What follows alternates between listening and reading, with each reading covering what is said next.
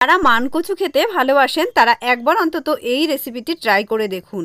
এই রেসিপিটি করার জন্য এখানে আমি কচু নিয়ে নিয়েছি 500 গ্রাম মতো। এটাকে একদম পাতলা পাতলা করে ছোট ছোট টুকরো করে কেটে মাঝখানটায় চিড়ে চিড়ে দিয়েছি।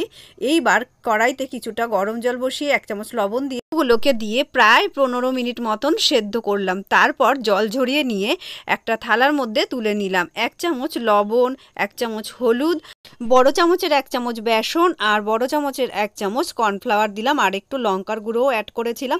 ভালো করে মিলিয়ে নিয়ে একটা কচুর টুকরো নিয়ে ভালো করে তার গায়ে মাখিয়ে নিলাম। এবার কড়াই ভালো করে গরম করে তার মধ্যে একটা এইরকম করে দিয়ে খুব ভালো করে ভেজে নিতে হবে। একদমই মাঝারি আঁচে ভাজতে হবে, হাই আঁচে কিংবা একদম লো আঁচে নয়।